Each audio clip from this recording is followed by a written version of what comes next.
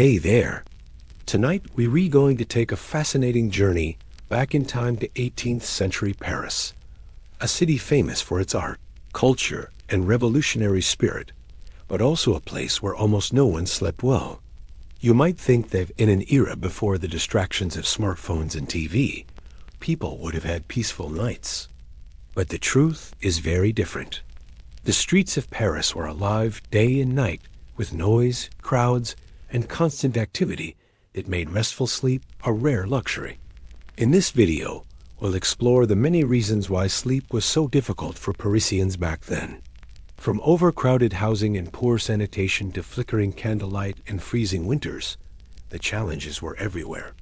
We'll also uncover how social customs, fears of disease, and even political unrest kept people awake or disturbed their rest. But it's not just about the struggles. We, Alel, also look at what people did to cope and how the experience of 18th century Paris compares to other cities in Europe. By understanding these historic sleep troubles, we can even find surprising lessons about the importance of rest today. So get comfortable, and let's dive into the restless nights of 18th century Paris and more. When we imagine 18th century Paris, many visions come to mind.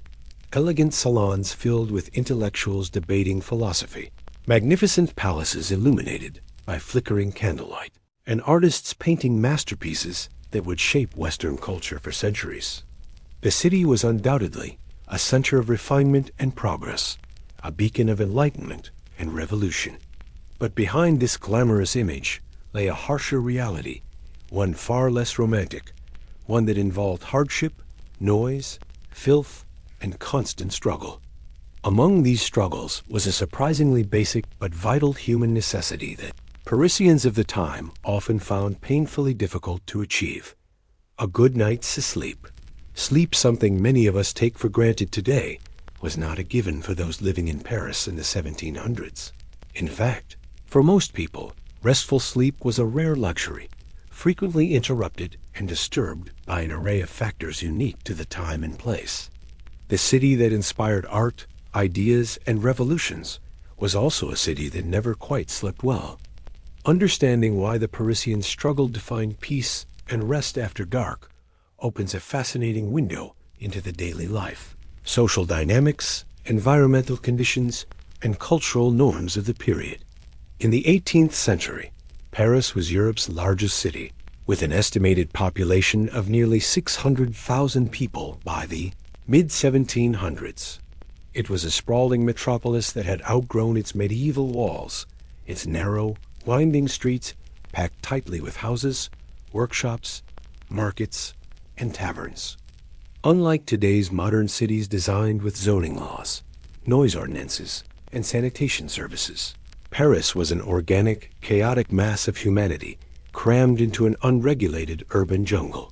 The streets were alive around the clock. Markets, which began early in the morning, continued well into the evening as vendors hawked their wares, shouting to attract customers over the cacophony of competing voices. Blacksmiths, coopers, and cobblers worked late into the night, and taverns overflowed with people drinking, singing, and debating politics or philosophy long after dark. The city never truly quieted, even when the moon was high. Street noise alone was a major obstacle to sleep. Horse-drawn carts clattered on cobblestones. Church bells rang regularly, often multiple times a day. Dogs barked and fought in the alleys, and children ran through the streets, playing and screaming. The lack of modern urban planning or noise control meant that sound traveled easily. Narrow streets and densely packed buildings acted like giant amplifiers, reflecting and magnifying every shout, every clatter, every scream. Most Parisians did not enjoy the kind of private bedrooms we consider standard today. Instead, the majority lived in cramped, overcrowded quarters that were often little more than single rooms shared by entire families or groups of unrelated people. It was common for multiple people, even strangers, to share the same bed or sleeping space, making privacy and comfort nearly impossible. These tiny, poorly ventilated rooms were also full of hazards. Rats and vermin were everywhere, attracted by the piles of garbage and open sewers that ran through the city streets. The smell alone was enough to disturb any attempt at rest, let alone the presence of fleas or the fear of disease-carrying rodents crawling through bedding. In such conditions, restful sleep was not just about quiet, it was about comfort and safety, both of which were in short supply. Without proper bedding or mattresses, many people slept on straw or rough wooden boards.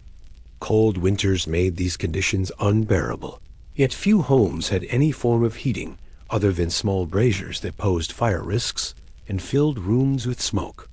Another factor that haunted the nights of 18th century Parisians was the ever-present threat of disease. The century saw several outbreaks of deadly plagues and epidemics. The memory of the Black Death still loomed large in the public consciousness, and medical knowledge was limited and often misguided. People lived in constant fear of falling ill or losing loved ones, a stress that did not disappear when the sun went down. Anxiety about health, combined with actual physical discomfort from poor hygiene and malnutrition, contributed to restless nights and disturbed sleep patterns. Moreover, funerals, deaths, and sickness were part of daily life, and the noise of mourning or the presence of the ill often disturbed neighborhoods even at night. The practice of placing corpses temporarily in homes or near streets before burial was common, making sleep near impossible for some.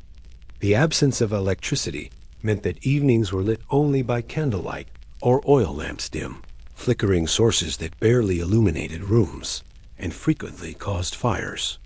The risk of accidental fires was a serious concern in Paris, where many buildings were made of wood and packed closely together. As night fell, people often limited their activities to conserve precious candles and oil, but this meant that darkness was a source of anxiety. The flickering lights cast eerie shadows, and many believed that darkness harbored spirits or demons, further disturbing sleep. Heating was another problem. Most homes had no central heating. People relied on small, smoky fireplaces or portable braziers, which provided limited warmth and filled rooms with unpleasant smoke.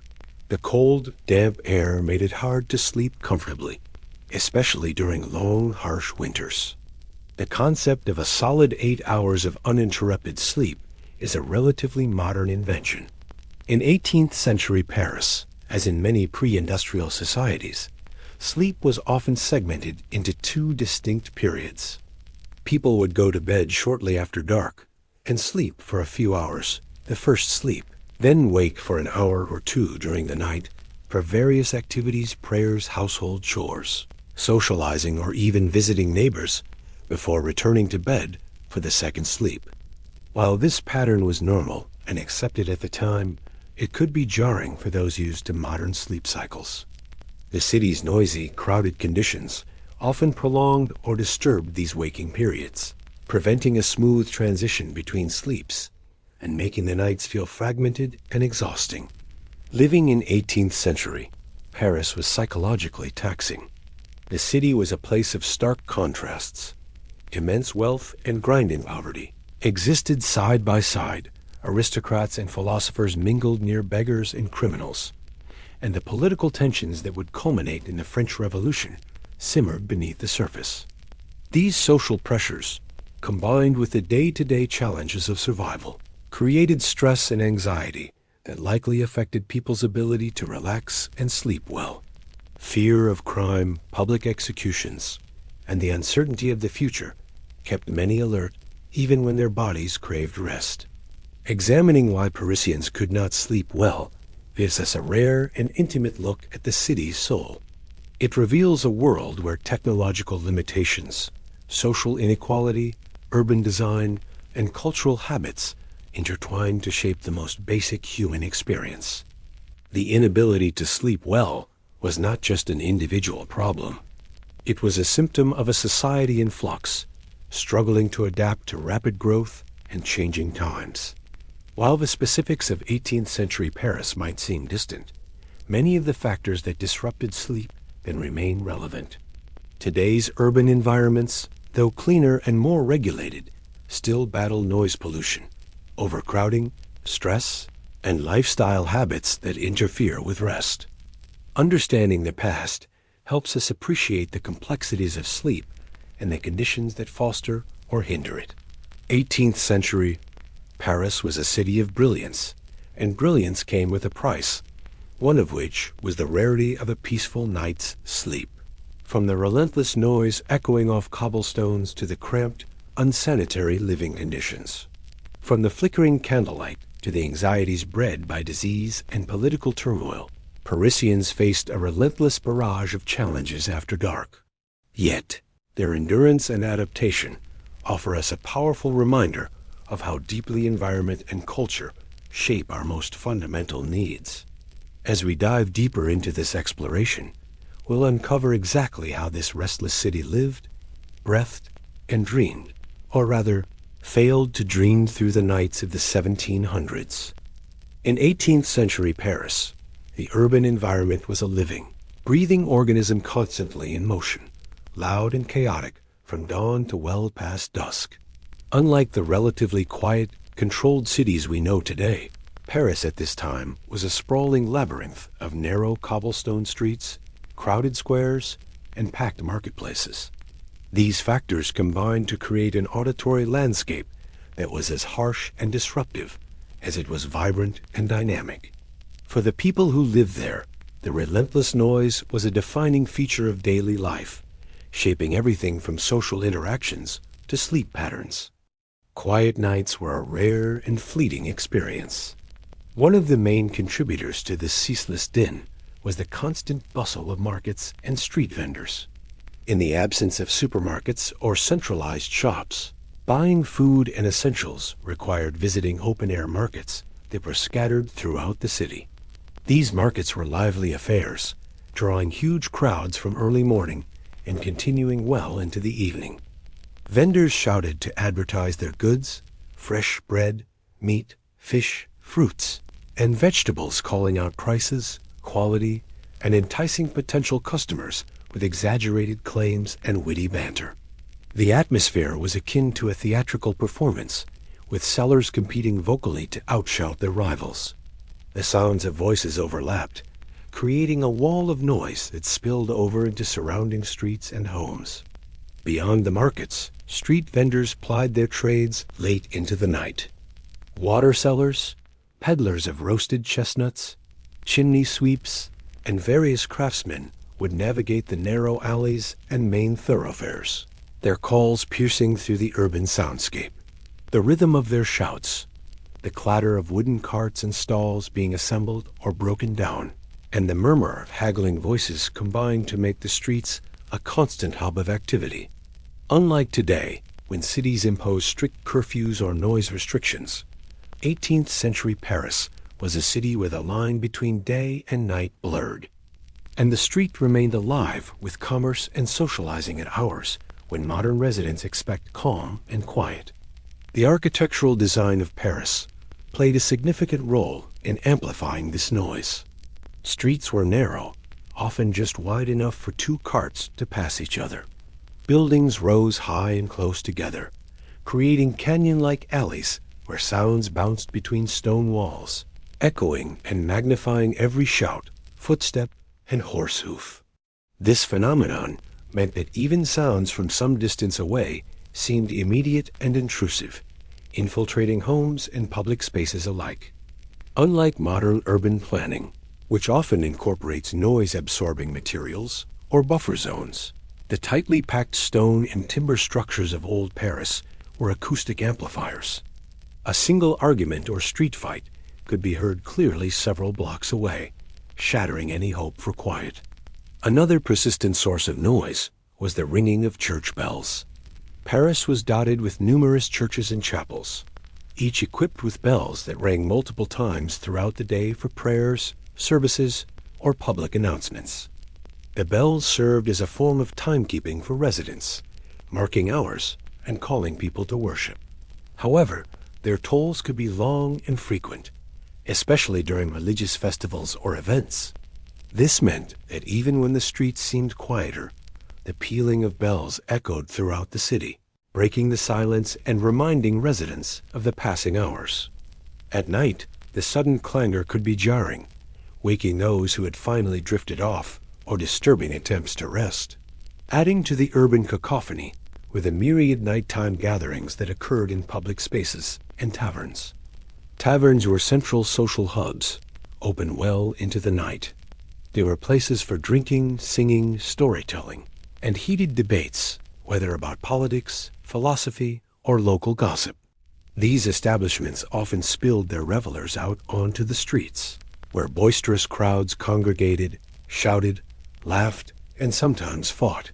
Unlike modern regulated nightlife with soundproofing and controlled hours, the tavern culture of Paris was a raw, open-air experience. Celebrations could last until the early hours, with no official curfew to quiet the noise. For residents living nearby, the raucous sounds could be a nightly disturbance. Children playing in the streets further added to the lively noise. Without dedicated playgrounds or parks, many children used the streets as their playgrounds, often well after sunset. Their shrieks, laughter, and occasional quarrels added layers of youthful energy to the urban soundscape. These noises were not merely occasional, but persistent, especially during warmer months when people tended to stay outside longer. The absence of street lighting didn't deter activity. Instead, the city's narrow alleys and squares were illuminated by flickering lanterns or candlelight, allowing social life to continue deep into the night. Horse-drawn carts and wagons were another major contributor to the noise. The streets of Paris were filled with the sounds of hooves clattering on cobblestones and wooden wheels rumbling over uneven surfaces. These carts carried goods, construction materials, and passengers, constantly moving throughout the day and often late into the night. The city's main roads were particularly busy, and the steady traffic created a constant background of mechanical noise. The rough cobblestone streets themselves produced a loud, distinctive clatter that was impossible to ignore, especially when heavy carts passed nearby homes. In addition to the daily bustle, Paris was a city often disrupted by sudden outbreaks of noise and chaos. Street fights, political protests, and public executions were common spectacles that attracted crowds and generated loud disturbances. The political tensions that led to the French Revolution were brewing throughout the 18th century, and unrest could erupt unexpectedly. Soldiers marched through streets, drums beat, crowds shouted slogans, and authorities tried to maintain order with harsh measures. These moments shattered any routine, bringing a wave of noise and fear that could last for hours or even entire nights. The urban environment also included less obvious, but no less intrusive sounds. Animals were everywhere: dogs barking, cats meowing, chickens clucking, and horses neighing. Many animals were kept in the streets or courtyards, and their noises contributed to the continuous background hum. Dogs, often untrained and feral, howled at night or fought among themselves, keeping residents alert and preventing deep sleep. The smells and sounds of waste in open gutters attracted vermin, whose movements disturbed the fragile calm inside homes. Street lighting, or the lack thereof, also influenced how people interacted with the urban environment after dark. With only candles, oil lamps, and occasional street torches to illuminate the way, visibility was poor, encouraging noisy conversations and interactions to stay close. People relied on voices rather than gestures to communicate, often resulting in raised tones and prolonged exchanges that echoed through alleys. The lack of light also heightened fears and superstitions, prompting many to gather in groups for safety, further increasing noise levels. The combination of all these factors created an urban environment where silence was nearly impossible. Unlike modern cities, where quiet zones, soundproof windows, and curfews offer residents some relief, 18th century Parisians were immersed in a constant soundscape that followed them from street to home. Sleep was not only disturbed by external noise, but also by the knowledge that the streets below were always active, that dangers and surprises might arise at any hour. This environment shaped the rhythms of life in Paris. People learned to adapt to the noise by developing segmented sleep patterns, taking naps during the day, or accepting waking hours in the night as normal. Still, the pervasive sound meant that deep, uninterrupted rest was elusive for many. The lack of quiet nights contributed to exhaustion, stress, and health problems, which in turn affected productivity and social behavior. In essence, the urban environment of 18th century Paris was a double-edged sword. It was vibrant, alive, and full of opportunity, but its noise and chaos made it a challenging place to live, especially when it came to something as basic as sleep. Understanding this noisy cityscape helps us appreciate the resilience of Parisians who lived through it, and highlights how much modern urban life has changed in terms of managing noise and creating spaces for rest. As we continue to explore the daily lives of Parisians and their struggles with sleep, the importance of the city's sounds and social atmosphere remains clear. The noise was not just a backdrop, but a constant presence that shaped human behavior, social norms, and the experience of the night itself. It was a city that never truly slept, and perhaps in many ways, that restless energy defined Paris for centuries to come. In the labyrinthine alleys and narrow streets of 18th century Paris, the idea of a private, peaceful home was a luxury few could afford. The city's rapid population growth, combined with a lack of urban planning and social inequality, led to severe overcrowding that affected the vast majority of its residents. Unlike the spacious houses and apartments many envision today, most Parisians lived crammed into small, poorly ventilated rooms that barely offered enough space to move, let alone provide true rest or privacy. The overcrowding was so intense that it was common for entire families, or even unrelated individuals, to share a single room or bed, with consequences that deeply affected their quality of life, health, and sleep. The population of Paris in the 1700s grew steadily, fueled by rural migration, economic opportunities, and the city's role as the political and cultural heart of France. By mid-century, the population had reached approximately 500,000 people, making Paris the largest city in Europe. However, the city's infrastructure had not kept pace with this growth. The medieval layout of streets and buildings, designed for a much smaller population, was ill-equipped to handle such density. New housing was scarce, and landlords often sought to maximize their profits by subdividing already small apartments or renting out every available space. The result was a swelling underclass, packed into squalid, cramped conditions. Housing in Paris was typically arranged in multi-story buildings, often old and poorly maintained. The wealthy and nobility occupied grand townhouses or palaces, but these were exceptions. The vast majority of Parisians lived in modest dwellings, small apartments or single rooms located in the rear or upper floors of buildings. These rooms, known as chambres de bonne or garrets, were often little more than cramped boxes with minimal light, ventilation, and basic furnishings. In these tiny spaces, it was common for several people to share one room, especially among working-class families and the urban poor.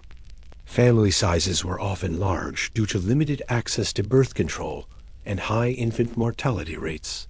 Yet the rooms available could barely accommodate the parents, let alone multiple children. In many cases, rooms that might measure only a few square meters were shared by 4, 5, or more occupants.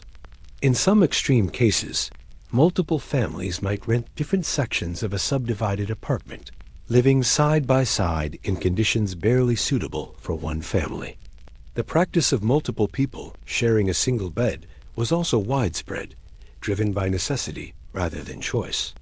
Beds were expensive, bulky, and difficult to come by, so families often pooled resources and slept together in the same mattress or straw-stuffed pallet. It was not unusual for parents, children, and sometimes even lodgers or servants to sleep side by side in a single bed. In crowded boarding houses or inns, where transient workers or travelers rented space, unrelated strangers might be packed into one sleeping area. While this practice fostered a sense of closeness and community for some, it also created significant discomfort and challenges. Physical proximity meant that individuals had little personal space, leading to disrupted sleep from movements, snoring, or illness. Sharing beds increased the spread of lice, fleas, and other pests, common afflictions in the crowded urban environment. Privacy was almost non-existent. Couples had little opportunity for solitude. Children grew up accustomed to constant presence, and personal belongings were often stored in piles rather than locked away. The lack of privacy extended beyond the bedroom and into daily life. With so many people living in one room, there was little opportunity for quiet reflection or private conversation. Doors were often absent or broken, and thin walls meant that sounds carried easily from one room to another. Gossip, arguments, and cries of distress were regular features of the household soundscape. For many, this constant intrusion into private life was a source of stress and anxiety. The cramped conditions were also detrimental to health. Poor ventilation and overcrowding contributed to the rapid spread of respiratory diseases like tuberculosis, influenza, and pneumonia. The presence of vermin, fueled by poor sanitation, added to the misery. Overcrowded rooms often became hot and stuffy, especially during the summer months, exacerbating discomfort and making restful sleep even more elusive. Fire hazards were another danger associated with overcrowding. Many families relied on candles or small fires for light and warmth, but the dense living arrangements meant that a single accident could quickly escalate into a devastating blaze. Narrow staircases and blocked exits compounded the risk, making escape difficult in emergencies. Despite these dangers, residents had little choice but to live in such conditions due to economic constraints and lack of alternatives. Social stratification in Paris meant that overcrowding disproportionately affected the poor and working classes. Wealthier Parisians could afford larger homes with multiple rooms, servants, and private chambers, allowing for more comfort and separation. The stark contrast between the luxurious lives of the aristocracy and the cramped misery of the poor was a visible and growing source of tension, contributing to the social unrest that would erupt in the French Revolution later in the century. Within these crowded homes, daily routines and social customs adapted to the limitations of space. Meal preparation, childcare, and even work were often conducted in the same room where families slept. Household members had to coordinate carefully to avoid disturbing one another, especially during sleeping hours. Visitors and extended family members were often welcomed despite the inconvenience, as social support networks were vital for survival. The shared nature of sleeping arrangements also influenced patterns of sleep itself. For example, young children might be put to bed earlier than adults, while older children and adults stayed awake later to complete household tasks or socialize. The segmented sleep pattern common in pre-industrial Europe, with a first and second sleep separated by a period of wakefulness, was sometimes a practical response to these crowded conditions. During the waking period, household members might engage in quiet activities or move to other parts of the building if available, to reduce noise and allow others to rest. Despite the hardships, these living conditions fostered strong bonds between family members and neighbors. The necessity of sharing space created a culture of mutual support and cooperation. Neighbors often knew each other intimately, sharing news, resources, and childcare duties. In some cases, this closeness helped mitigate the harshness of overcrowding, providing emotional and practical assistance. However, overcrowding could also lead to conflicts and tension. Privacy invasions, disputes over noise or cleanliness, and competition for limited resources sometimes escalated into quarrels or even violence. The constant proximity to others left little room for retreat or cooling down after disagreements, increasing the potential for ongoing domestic strife.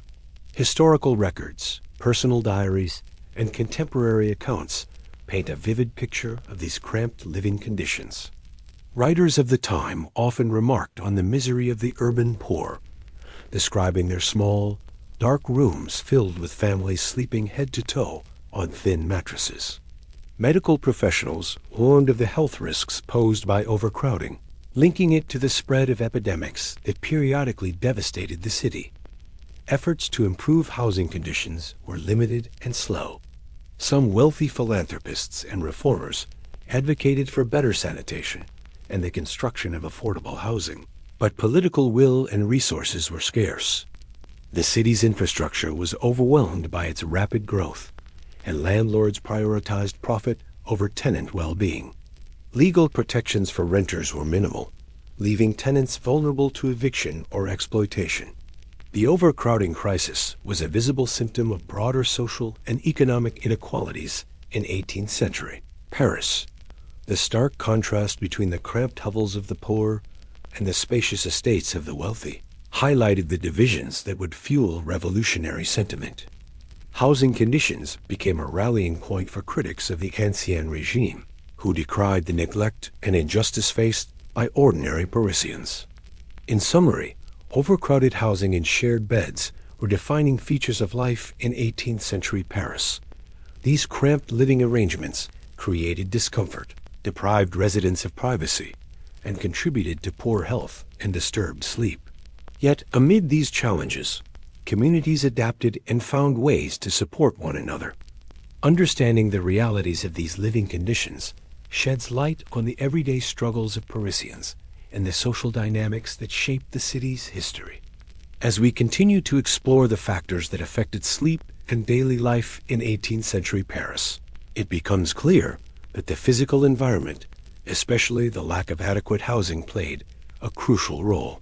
The city's residents had to navigate not only the noise and chaos of the streets, but also the claustrophobic confines of their own homes, where rest and solitude were hard-won. This intersection of external and internal pressures created a uniquely challenging urban experience, one that shaped the rhythms and realities of life in one of Europe's most famous cities. In 18th century Paris, the state of sanitation was nothing short of dire. The city's rapidly growing population, combined with outdated infrastructure and minimal public health regulations, created a breeding ground for filth, disease, and discomfort. Open sewers ran through the streets, waste piled up in alleys, and access to clean water was limited. These conditions not only caused widespread illness, but also deeply affected the quality of life and sleep for Parisians. The link between poor sanitation and restless nights was profound and multifaceted, touching on physical health, psychological stress, and the constant presence of foul odors and pests. The infrastructure of Paris at the time was a patchwork of medieval drainage systems, inadequate to cope with the city's swelling population and increasing waste production. Rather than a modern sewer network, much of the city's waste human excrement, household garbage, industrial refuse was dumped directly into open canals, rivers, or onto the streets themselves. The Seine River, which runs through Paris, was often heavily polluted with waste, providing a constant source of stench and contamination. Many streets featured open gutters that served as primitive drains, channeling waste and runoff along the roadways. These gutters were clogged frequently and overflowed during rains, turning streets into muddy, foul-smelling messes. Residents living near these areas were exposed to the smells and hazards of stagnant waste, and their homes often absorbed the filth through open windows, doorways, and thin walls. Public latrines were few and far between, and private toilets were luxuries afforded by the wealthy. The majority of the population relied on chamber pots, which were emptied directly onto the streets or into nearby gutters by night porters or even residents themselves. This practice, known as night soil disposal, meant that human waste was regularly scattered across public spaces, creating health hazards and unbearable odors, especially in warmer months. The accumulation of waste and the lack of proper sanitation had direct and devastating effects on public health. The city was plagued by recurrent outbreaks of diseases such as cholera, typhoid, dysentery, and plague. These illnesses were spread through contaminated water and close contact in the overcrowded, unsanitary living conditions typical of Parisian neighborhoods. Infant mortality rates were high, and life expectancy was low, particularly among the poor. The physical toll of these diseases was only part of the story. The psychological impact of living amid such filth was immense. The constant presence of foul smells permeated the air, invading homes and minds. Residents were forced to endure not only the health risks, but also the mental strain of such squalor, which contributed to anxiety, depression, and sleep disturbances. The idea of home as a safe and restful haven was hard to maintain when the very environment was saturated with decay and contamination. Pests thrived in this unsanitary environment. Rats, fleas, lice, and flies swarmed the streets and homes, attracted by the abundant refuse and stagnant water. Rats were particularly notorious in Paris. Their numbers were staggering, and they infested cellars, attics, and living quarters. These vermin not only carried diseases, but also disrupted sleep by their nocturnal activity, scratching, gnawing, and moving through bedding and walls. Lice and fleas were common afflictions among the urban poor, transmitted easily in overcrowded, shared sleeping arrangements. These parasites caused itching, discomfort, and skin infections, further contributing to restless nights and deteriorating health. The prevalence of such infestations was a constant source of misery, undermining attempts at rest and relaxation. Beyond the physical nuisances, poor sanitation contributed to a sense of vulnerability and fear. The association between filth and disease was beginning to be understood by some physicians and thinkers of the time, though germ theory was not yet developed. People recognized that living in dirty, overcrowded neighborhoods increased their chances of falling ill, and this awareness created anxiety and tension. Worry about sickness, especially among children and the elderly, weighed heavily on families, disrupting sleep and daily life. The lack of clean water compounded these problems. Access to fresh, potable water was limited, especially for the poor. Wells and fountains were often contaminated by nearby waste, and waterborne diseases were rampant. The effort required to fetch clean water fell mostly on women and children, adding to their daily burdens and stress. Poor hydration and hygiene worsened health conditions and made the population more susceptible to illness. Household hygiene was difficult to maintain given the cramped, shared living conditions and scarcity of resources. Bathing was infrequent, and many people went weeks or months without washing properly. Clothes and bedding were seldom cleaned thoroughly, harboring dirt, sweat, and parasites. This neglect was less a matter of personal choice and more a consequence of economic hardship and lack of facilities. The combination of these factors created an environment in which restful sleep was almost impossible to achieve. The stench of waste invaded bedrooms, often mixed with the smoke of indoor fires and candles. The noise of animals and rodents moving about at night added to the disturbances. Physical discomfort from illness, itching, and poor ventilation made it hard to fall asleep or remain asleep for long periods. Anxiety about health and safety heightened restlessness and night waking. In some cases, the poor sanitation environment directly caused symptoms that interfered with sleep. Respiratory problems from polluted air and dampness led to coughing, wheezing, and breathlessness. Skin conditions from infestations and infections caused itching and pain. Fevers and chills from diseases kept many bedridden and restless. The overall effect was a population struggling to find restorative rest amid the filth and disease that surrounded them. Efforts to address sanitation in Paris during the 18th century were limited and largely ineffective. The city government recognized the problem, but faced numerous obstacles, including financial constraints, political resistance, and lack of scientific understanding. Some measures were taken, such as the construction of covered sewers and regulations on waste disposal, but these improvements were slow and insufficient relative to the scale of the problem.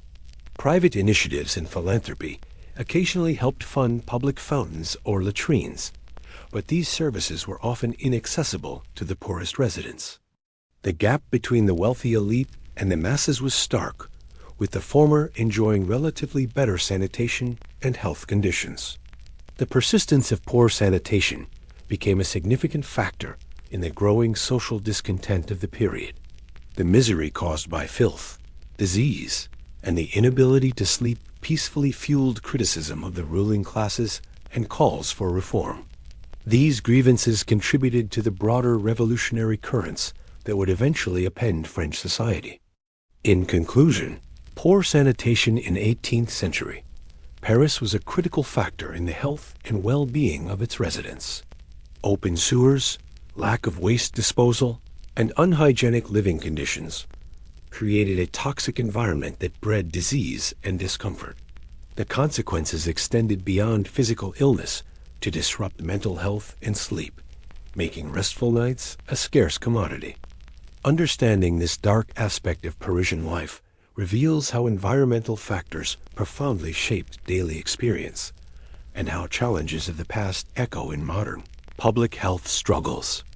Before the advent of electricity, life after dark in 18th century, Paris was shaped fundamentally by the flickering, fragile glow of candles and oil lamps. These sources of light, while revolutionary for their time, were both insufficient and perilous. They offered only limited illumination and carried constant risks of fire, smoke, and accidents that deeply influenced the way people lived, worked, and crucially, slept. Understanding the role and hazards of these early lighting methods provides critical insight into why restful, peaceful nights were so elusive in pre-industrial Paris. The absence of modern electric lighting meant that after sunset, homes, streets, and public spaces depended almost entirely on candles or oil lamps. Candles, often made from tallow or beeswax, were the most common light source inside homes. Tallow candles were cheap, but smoky, malodorous, and prone to dripping, while beeswax candles burned cleaner and brighter, but were expensive, and thus limited mostly to wealthier households or special occasions. Oil lamps, burning vegetable or animal oils such as olive oil or whale oil, were another lighting option. These lamps produced a steady flame encased within a small glass or metal container, often with a wick protruding to control the flame size. Oil lamps could burn longer than candles, but were also relatively dim and required regular maintenance, including refilling and trimming the wick. The illumination provided by candles and oil lamps was weak by modern standards.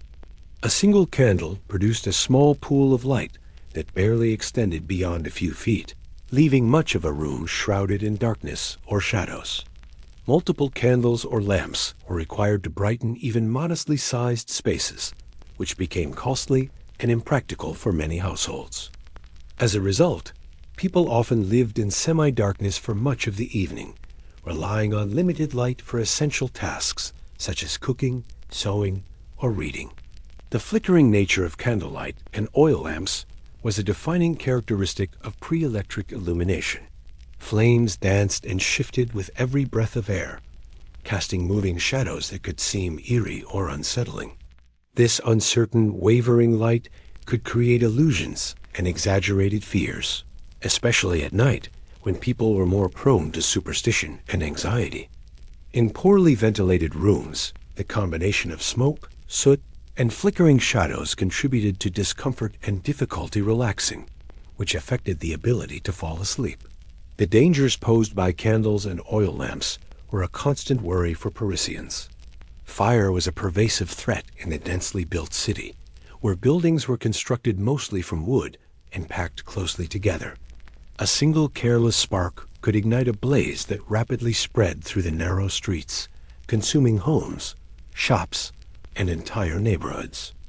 Accidental fires caused by candles and oil lamps were common. Candles left unattended could topple over, setting curtains, bedding, or wooden furniture alight.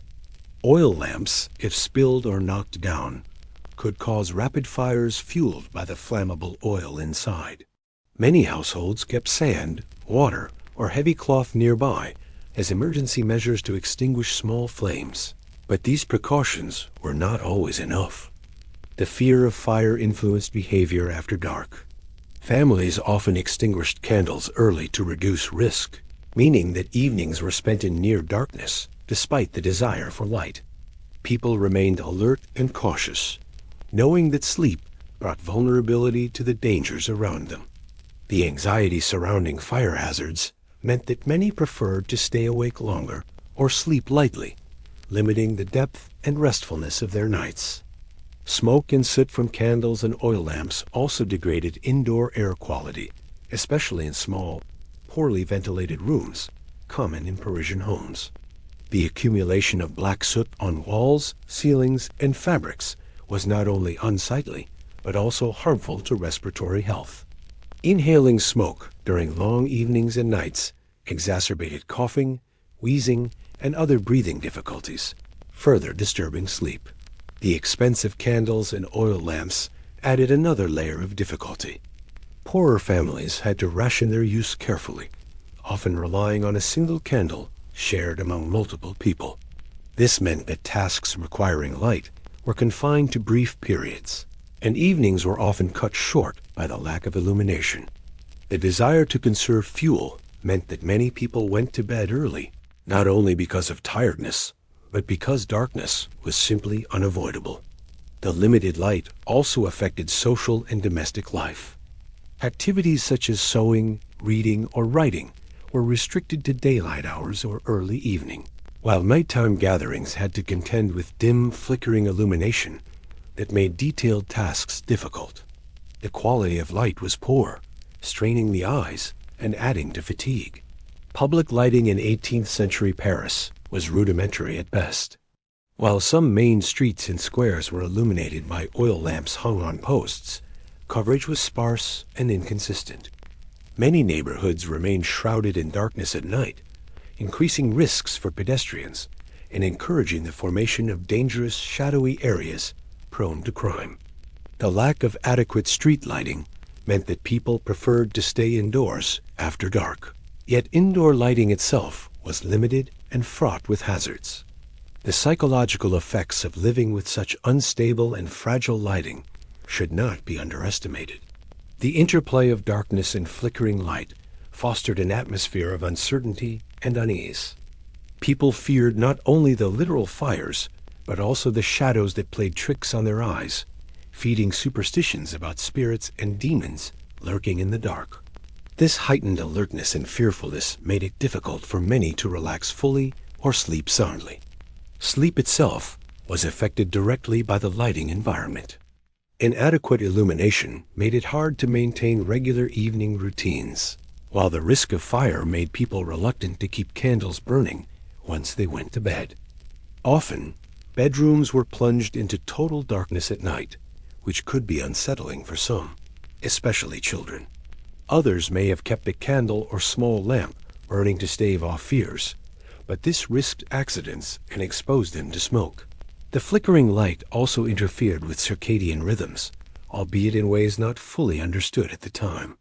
Today, we know that exposure to artificial light affects melatonin production and sleep cycles. But in the 18th century, people were simply adapting as best they could to the limited options available. The uneven and inconsistent lighting likely contributed to the segmented sleep patterns common at the time, with periods of wakefulness interspersed with rest. The hazards of candle and oil lamp use were evident not only in private homes, but also in public and religious buildings. Churches, theaters, and inns all relied heavily on these light sources, often with dozens or hundreds of candles burning simultaneously. This created significant fire risks, as well as challenges in managing smoke and ventilation. Efforts to improve lighting safety were gradual. Innovations such as candle snuffers, lamp chimneys, and safer wick designs helped reduce risks and improve efficiency. Some wealthier households employed attendants to monitor and maintain lighting throughout the night. Nevertheless, these advances were limited in scope and did not reach the majority of Parisians. In conclusion, The reliance on candles and oil lamps as primary sources of lighting in 18th century Paris shaped much of life after dark. Their limited illumination, flickering shadows, and constant fire hazards created an environment that was both physically and psychologically challenging. These factors, combined with the economic and social realities of the time, contributed significantly to restless nights and disturbed sleep. The story of lighting before electricity reveals the profound impact that such a seemingly simple necessity had on human behavior, safety, and well-being in a city struggling to balance progress and tradition. Sleep in 18th century Paris was a complex social and cultural experience, far removed from the uninterrupted, consolidated 8-hour sleep that many in the modern world aspire to achieve. The sleeping habits and customs of the time were deeply intertwined with the rhythms of urban life, social expectations, and environmental factors. Among the most distinctive features of pre-industrial sleep patterns was the widespread practice of segmented or biphasic sleep, dividing the night into two main periods of rest, separated by a wakeful interval. Understanding this pattern and the broader social norms surrounding sleep reveals much about how Parisians adapted to their challenging environment and redefined what it meant to rest and be productive. The concept of a continuous, undisturbed night's sleep is relatively modern. Historical evidence from diaries, medical texts, and literature shows that in early modern Europe, including 18th century Paris, people commonly divided their sleep into two distinct phases, the first sleep and the second sleep.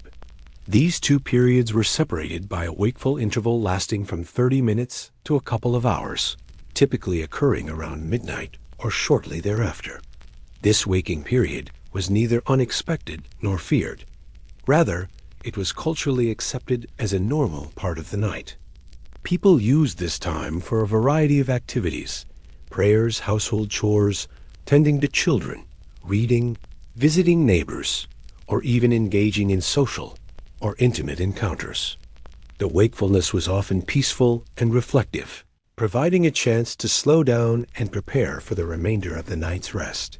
Several factors contributed to the acceptance and functionality of segmented sleep. First, the environmental conditions in 18th century Paris, including poor lighting and noisy urban surroundings, naturally interrupted sleep. The weak, flickering candlelight made the transition from day to night gradual rather than abrupt, and external noises from street vendors, animals, or church bells often roused people from their slumber. Second, the absence of modern heating and the discomfort of overcrowded housing meant that people were often physically uncomfortable at night, prone to waking to adjust bedding, tend fires, or move to different sleeping locations. The segmented pattern accommodated these interruptions rather than fighting them. Third, the daily schedules of labor and social life were adapted around this sleep pattern. Work often began early in the morning, with many trades and markets opening at dawn or before. Evening activities were limited by lighting and fire risks, so the segmented sleep provided a way to conserve energy while still engaging in household and social duties during the night. Social norms also played a significant role in shaping sleep customs. The nighttime waking period was sometimes viewed as a sacred or contemplative time. Many people used this interval for prayer or meditation, often attending to religious obligations such as saying the rosary or reading scripture. This practice reflects the deeply religious nature of Parisian society, where faith permeated daily routines. Beyond spiritual practices, the wakeful period offered practical benefits. For families, it was a time to check on children, care for the sick or elderly, or complete necessary chores without disrupting daytime labor. In a society without modern conveniences, these nocturnal hours were valuable for completing tasks that might otherwise be neglected. The social acceptance of segmented sleep also meant that individuals did not experience the waking interval as a failure or disorder, but rather as a normal and even expected part of life. Unlike today, where waking in the middle of the night often leads to anxiety or attempts to fall back asleep quickly, Parisians embraced this time as an opportunity. However, the segmented sleep pattern was not universal. Social status, occupation, and individual circumstances influenced how people experienced and adapted their sleep. Wealthier Parisians, who lived in larger, more comfortable homes with fewer disturbances, might have enjoyed more consolidated sleep.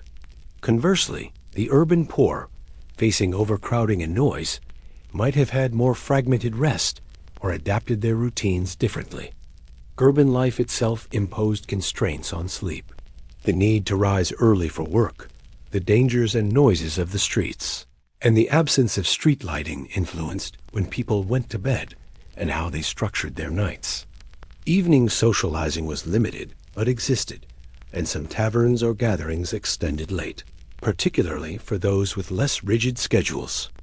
The cultural acceptance of segmented sleep was also reflected in language and literature of the time. Writers and poets described the midnight waking as a moment of quiet reflection or creativity. Diaries from the period often record activities undertaken during this time, emphasizing its normality. Medical understanding of sleep in the 18th century was rudimentary but evolving. Physicians recognized that sleep was essential for health, but had limited knowledge of its mechanics. Some early theories attributed segmented sleep to natural rhythms or humoral balances in the body. While the scientific community did not fully explain or endorse these patterns, they did not pathologize them either. Interestingly, the transition away from segmented sleep coincided with broader social and technological changes in the late 18th and 19th centuries. The Industrial Revolution, urbanization, and the advent of artificial lighting shifted people's schedules and sleep habits. The introduction of street lighting and gas lamps extended productive hours into the night, reducing the natural cues for segmented sleep. Work schedules became more regimented, favoring consolidated sleep to align with factory hours. Despite these changes, historical awareness of segmented sleep reminds us that sleep customs are socially constructed and adaptable. What modern societies consider normal sleep is relatively recent and shaped by cultural, technological, and economic forces. In summary, the role of social norms in 18th century, Paris was pivotal in shaping sleeping patterns and customs. Segmented sleep was a widespread, accepted practice that accommodated environmental challenges and social needs. Far from being a sign of dysfunction, it represented a flexible adaptation to the realities of life in a noisy, crowded, and dimly lit city. This cultural framework allowed Parisians to find balance in their rest and activity, reflecting a different but equally valid understanding of human sleep. In 18th century Paris, winter was a formidable adversary. The city, built largely from stone and timber, offered little protection from the biting cold that descended each year.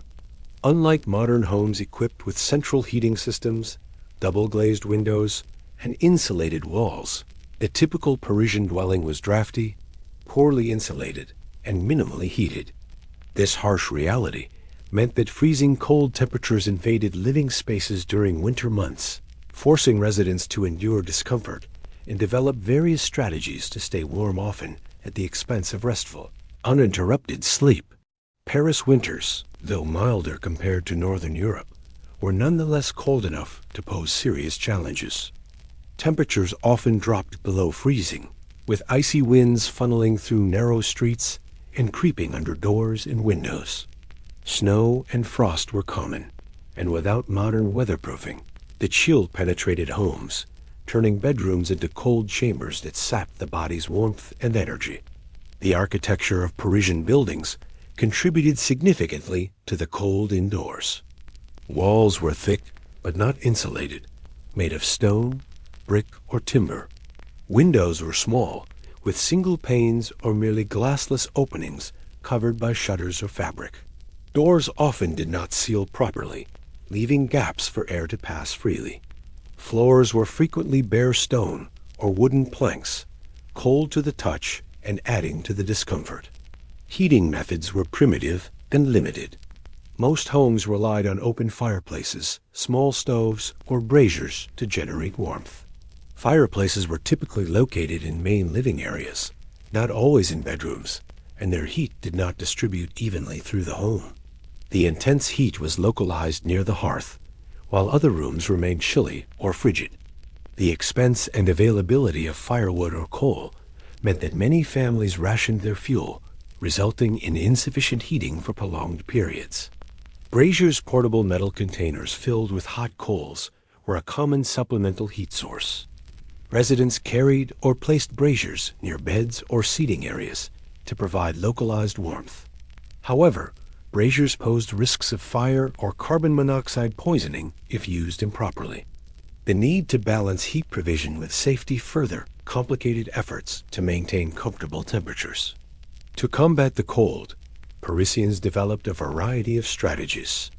Bedding was often layered with heavy blankets, quilts, and thick mattresses stuffed with straw or feathers. Families and even lodgers shared beds to conserve warmth, huddling close to create collective body heat. Wearing multiple layers of clothing, including woolen nightshirts, caps, and socks, was also common. Despite these measures, the cold seeped into the night, making sleep restless and fragmented. The body's natural response to cold includes shivering and increased metabolism to generate heat, which can interrupt the ability to relax and fall into deep sleep. Many people woke frequently during the night to adjust coverings, stoke fires, or seek warmth elsewhere. Poorly heated rooms were also damp and prone to condensation, especially with the breath and body moisture from multiple occupants. This dampness contributed to respiratory ailments such as colds, bronchitis, and pneumonia, which were prevalent causes of morbidity and mortality in winter. Illness further disrupted sleep and placed heavy burdens on families and communities. Children and the elderly were particularly vulnerable to cold. Infants might be swaddled tightly and kept close to parents or caregivers to share warmth. Elderly individuals with diminished ability to regulate body temperature suffered greatly and often experienced worsened health outcomes during winter months. Communal care and mutual support were essential survival strategies in these harsh conditions. The economic dimension of heating cannot be overstated. Firewood, coal, and other fuels were expensive and often scarce, especially in poorer neighborhoods. Many Parisians could not afford to heat their homes adequately and faced the grim choice between cold or hunger, as funds were limited. This inequality in heating access underscored broader social disparities.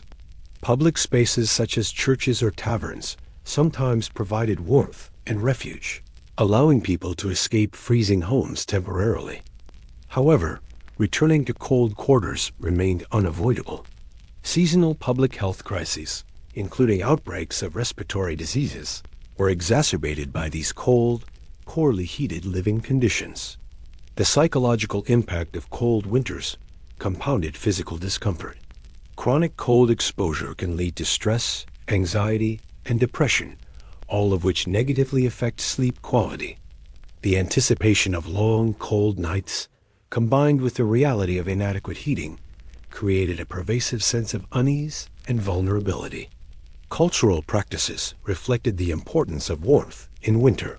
Seasonal celebrations, communal meals, and nighttime social gatherings offered opportunities for shared warmth and light.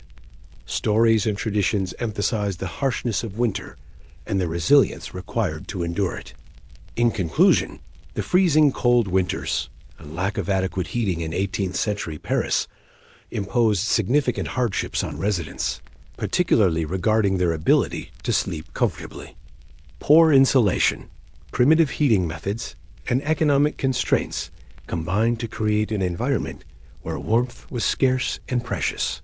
This harsh reality shaped daily life, health outcomes, and social relations, underscoring the resilience and adaptability of Parisians in the face of adversity. In 18th century Paris, the boundary between the natural and supernatural was often blurred in the collective imagination. The bustling city, with its labyrinthine streets, flickering candlelight, and shadows cast by gasps of wind, created a fertile ground for superstition and fear of the unknown. Nightmares and beliefs about spirits, demons, and otherworldly forces were widespread, permeating daily life and profoundly influencing how people experienced the night and sleep. This prevalence of supernatural anxieties not only shaped cultural practices, but also contributed significantly to disturbed rest and restless nights for many Parisians. The city's long history of religious tradition and folklore intertwined closely with its social fabric. Catholicism was the dominant faith, shaping moral values, rituals, and explanations for phenomena beyond human understanding.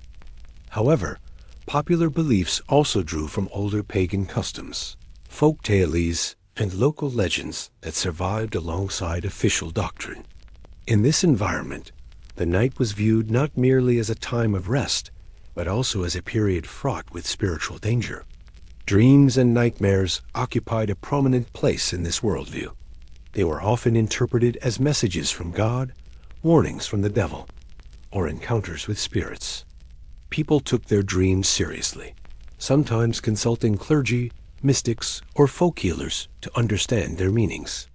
A nightmare could be seen as an omen of impending misfortune, illness, or death, intensifying the fear and anxiety experienced during the waking hours. Nightmares themselves were common and frequently reported. The stressors of daily life, poverty, illness, overcrowding, and hardship combined with the darkness and solitude of night to produce vivid, unsettling dreams. The content of nightmares often reflected societal fears, being chased or attacked by unknown forces, falling into darkness, or being trapped. These distressing experiences could lead to night terrors, sleep paralysis, and a reluctance to sleep, perpetuating a cycle of anxiety and exhaustion. Superstitions surrounding sleep and the night extended beyond dreams. Many believed that spirits, ghosts, and demons roamed after dark, seeking to harm or possess the living. Tales of haunted houses, cursed objects, and restless souls were common in Parisian lore. The fear of malevolent entities influenced household practices. People placed protective charms, such as crosses or holy water, near their beds or doorways to ward off evil. One widespread belief was that the witching hour, often thought to be midnight or the early hours before dawn, was a time when supernatural forces were most active. People avoided going out alone during these hours and took special precautions within their homes. The idea of a night demon or incubus visiting sleepers was prevalent, explaining experiences of sleep paralysis or vivid nightmares as attacks by these entities. Religious rituals played a significant role in combating supernatural fears. Prayer before bed, the sign of the cross, and the recitation of psalms were common practices meant to protect individuals from evil spirits during vulnerable sleep. Holy objects such as crucifixes, medals, or relics were displayed prominently in bedrooms, serving both spiritual and psychological purposes. The church's influence extended to explanations of sleep disturbances. Insomnia, nightmares, and other sleep problems were often attributed to spiritual causes rather than medical or psychological ones. Clergy sometimes offered blessings or exorcisms to individuals believed to be afflicted by demonic forces. This spiritual framework, while providing comfort to some, could also reinforce fears and stigmatize those suffering from sleep disorders. Folk remedies and superstitious practices coexisted with religious ones. People might carry protective amulets, sprinkle salt around their beds, or use herbs believed to repel evil. These customs created a complex tapestry of beliefs that shaped nightly routines and attitudes toward sleep. The social environment of Paris contributed to the spread and persistence of these superstitions.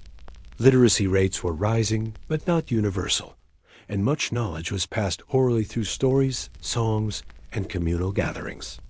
Markets, taverns, and public squares were venues for sharing tales of ghostly encounters or ominous dreams, reinforcing collective anxieties. The architectural character of the city also fed into fears.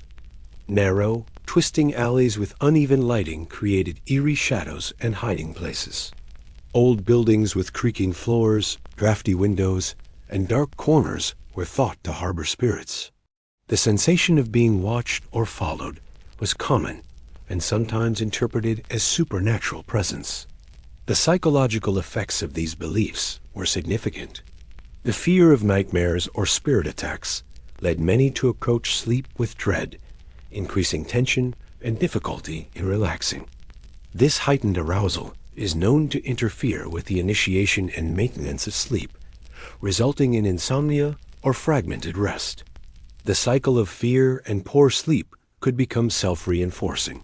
Children, especially, were vulnerable to these fears. Parents and caregivers often warned them about spirits or ghosts, sometimes using such tales to enforce discipline. Children's vivid imaginations made them particularly susceptible to nightmares and night terrors, which were often interpreted within this supernatural framework. Medical knowledge about sleep disorders was limited. Conditions now recognized as anxiety, depression, or post-traumatic stress were poorly understood and often misattributed to spiritual causes. The stigma associated with these conditions sometimes prevented sufferers from seeking help or sharing their experiences openly. Despite these challenges, community and religious life provided some support. Shared beliefs created a sense of collective identity and methods to cope with fears. Rituals, prayers, and communal gatherings reassured individuals that they were protected and not alone in facing the unknown.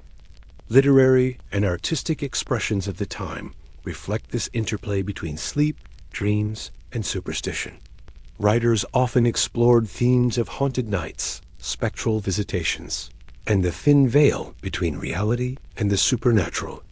Such works resonated with audiences familiar with the anxieties of the era, reinforcing cultural norms and fears.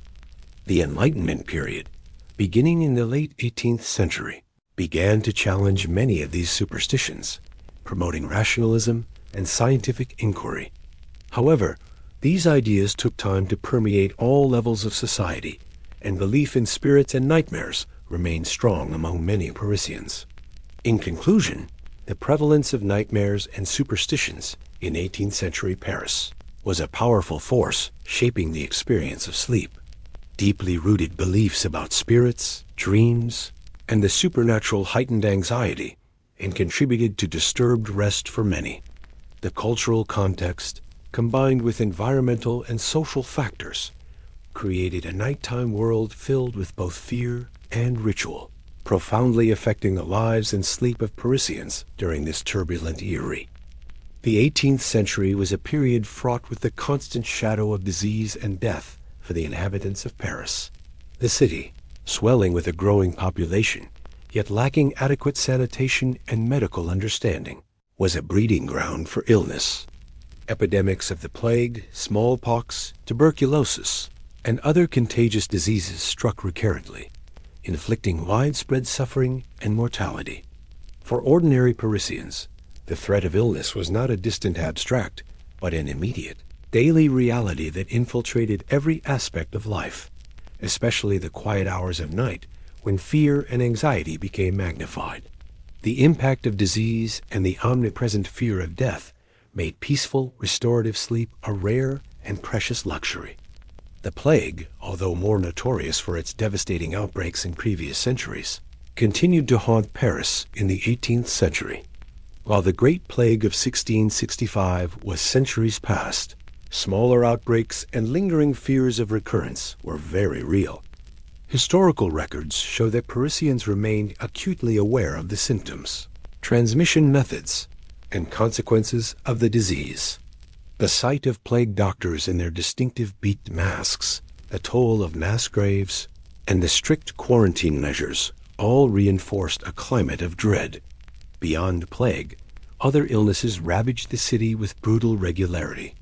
Smallpox was particularly feared, causing disfigurement, blindness, and death, especially among children. Tuberculosis, known as consumption, was rampant due to overcrowded and unsanitary living conditions, slowly draining vitality and often leading to a lingering, painful demise. Typhus and dysentery thrived in the filthy environment, carried by lice and contaminated water, exacting a heavy toll on the population. Infectious diseases were not the only health threats. Malnutrition, exacerbated by poverty and food shortages, weakened immune systems and made people more susceptible to illness. Chronic respiratory problems caused by cold, damp housing conditions and indoor smoke further compromised health. These cumulative factors created a city where sickness was an everyday presence. The psychological burden of living under such conditions was enormous. The omnipresence of disease meant that fear was woven into the fabric of daily life. Every cough, fever, or rash could herald the onset of a deadly illness. The inability to escape sickness, whether through poor hygiene, cramped living quarters, or lack of medical resources, fueled despair and helplessness. At night, when the distractions of daily life faded, these fears often intensified. Darkness amplified anxieties about one's own health and the well-being of loved ones. The quiet moments before sleep allowed the mind to dwell on worst-case scenarios: sudden illness, the death of a child or spouse, or the gradual decline of one's own body. This mental turmoil made it difficult to relax or find comfort in sleep. Sleep disorders linked to fear and anxiety were common, although not understood in modern medical terms. Parisians might experience insomnia, nightmares, or restless sleep as manifestations of their emotional distress. The stress response triggered by worry about disease disrupted the body's natural ability to enter deep, restorative stages of sleep. Nighttime awakenings, panic, and difficulty falling back asleep perpetuated exhaustion and vulnerability. The social implications of disease and death further complicated sleep. Mourning was an extended communal process that often involved wakes, prayers, and gatherings well into the night. Neighbors and family members might keep vigil over the dying or deceased, resulting in disturbed nights for many. The sounds of grief wailing, crying, and solemn hymns permeated the neighborhood, intruding on the peace of others. The physical presence of death was a constant reminder as well. Bodies awaiting burial, public executions, and frequent funerals were commonplace sights in the city. The proximity of death could evoke existential dread that weighed heavily on the psyche, affecting sleep quality. In poorer districts, where mass graves were sometimes used, the scent and atmosphere could be particularly oppressive. Quarantine measures implemented during outbreaks added another layer of stress. Entire households or neighborhoods could be sealed off, isolating people from social support and access to necessities. This confinement, combined with fear of infection, exacerbated feelings of loneliness and desperation. Medical care in 18th century Paris was limited and often ineffective. Physicians had few treatments beyond bloodletting, herbal remedies, or rudimentary surgeries. Hospitals were overcrowded and unsanitary, sometimes viewed with suspicion or fear by the public. The knowledge that a serious illness was often a death sentence reinforced hopelessness. Despite these grim realities, some coping mechanisms existed. Religious faith provided solace, with prayers, masses, and sacraments, offering hope for salvation and peace. Community networks shared information and resources, providing practical support during epidemics. Public health measures gradually improved throughout the century, with efforts to clean streets, regulate waste, and isolate the sick. Yet, progress was slow, and disease continued to disrupt lives and sleep. The impact of disease and fear on sleep in 18th century Paris highlights the intimate connection between physical health, mental well-being, and rest. Understanding this historical context underscores how environmental and social conditions shape human experience and resilience. In 18th century Paris, where restless nights were the norm due to environmental hardships, health worries, and social stresses, many sought relief through substances believed to aid sleep. Without modern pharmaceuticals or scientifically validated sleep aids, Parisians turned to traditional remedies drawn from both folk wisdom and emerging medical knowledge. Alcoholic beverages, herbal infusions, and sometimes dangerous concoctions were commonly used to soothe the mind and body in the hopes of achieving restful sleep. However, the effectiveness of these methods was highly variable, and their use often carried risks that sometimes worsened the very problems they intended to alleviate. Alcohol was one of the most prevalent and accessible substances used to induce drowsiness. Wine and beer were daily staples of Parisian life, consumed by people across social strata. For many, a glass of wine or a small amount of beer in the evening was believed to relax muscles, calm nerves, and promote sleepiness. Taverns and homes alike served these beverages not only as part of meals, but also as informal sleep aids. Wine, especially red varieties, was prized for its perceived medicinal qualities. Medical treatises of the time sometimes recommended moderate wine consumption to improve digestion and soothe anxiety. The sedative effects of alcohol, due to its depressant action on the central nervous system, were well recognized. People believed that drinking wine before bed could help quiet restless thoughts and hasten sleep onset. Beer, often less potent than wine, was a common beverage for the working classes. Its lower alcohol content meant it was sometimes consumed in larger quantities with the hope of relaxing after a long day. The social aspects of drinking beer gathering in taverns or sharing meals also contributed indirectly to sleep by providing distraction and companionship. However, despite these perceived benefits, alcohol's impact on sleep was complex and often counterproductive. While it could initially promote drowsiness, alcohol disrupts sleep architecture by reducing rapid eye movement sleep and causing more frequent awakenings later in the night. Parisians would sometimes wake in the early hours, thirsty or with headaches, and find it difficult to return to restful slumber. Chronic or excessive drinking could exacerbate insomnia and lead to long-term health issues. Herbal remedies offered an alternative or complementary approach to alcohol for sleep. Parisian households, especially those with access to gardens or local markets, used a variety of plants believed to have calming or soporific properties. The knowledge of these herbs was a blend of ancient medicinal traditions, folk practices, and emerging botanical studies. One popular herb was chamomile, known for its gentle sedative effects and pleasant aroma. Chamomile tea was brewed by steeping dried flowers in hot water, producing a mild infusion consumed in the evening. It was valued not only for its calming influence, but also for aiding digestion, which was linked to better sleep.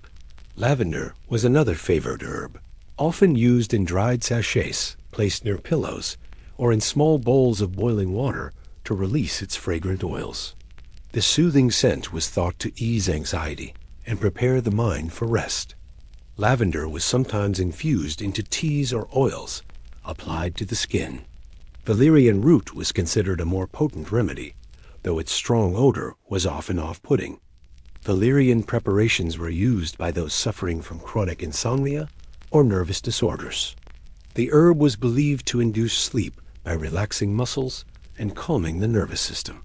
Despite its reputation, scientific understanding of valerian's effectiveness remains mixed even today. Other plants such as lemon balm, hops, and passion flower were incorporated into blends or individual remedies for sleep.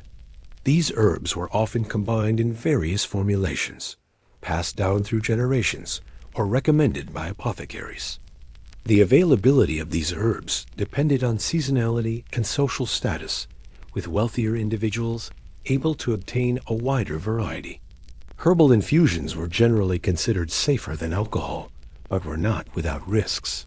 Incorrect preparation or dosage could lead to side effects such as dizziness, digestive upset, or allergic reactions. Some remedies contained toxic plants or were adulterated with harmful substances. The lack of standardized knowledge or regulation meant that effectiveness varied widely. Beyond herbal teas and alcohol, more unusual and dangerous concoctions were sometimes employed. Parisian apothecaries and folk healers occasionally prepared mixtures containing opiates, like laudanum or other narcotics. These substances could induce deep sedation, but carried significant risks of addiction, overdose, and respiratory depression. Other remedies included concoctions made from belladonna or nightshade, plants containing potent alkaloids that affect the nervous system. While sometimes used for their hypnotic properties, these were highly toxic and could cause hallucinations, delirium, or death. Such dangerous practices reflected the desperation of some individuals seeking relief from chronic insomnia or mental distress. The use of these substances also intersected with social and cultural attitudes. Drinking wine or herbal teas was socially accepted and integrated into daily routines, while opiates and stronger drugs were often confined to medical or clandestine contexts. The medical profession itself was divided, with some physicians advocating for herbal and dietary remedies and others experimenting with early pharmaceuticals. Gender roles influenced the use of sleep aids as well. Women, who often managed household health and child care, were more likely to prepare and administer herbal remedies. They also bore the brunt of managing restless children and aging relatives, turning to soothing teas or mild sedatives as part of caregiving. Men, especially laborers or soldiers, might rely more on alcohol for relaxation and sleep, influenced by social norms and occupational stress. Economic status played a critical role in access to remedies. The poor had limited options, often relying on cheap beer or wild herbs collected locally. The wealthy could afford apothecary services and exotic ingredients. This disparity affected not only the quality of sleep aids, but also the overall health and well-being of different social groups. Cultural perceptions of sleep and intoxication intertwined.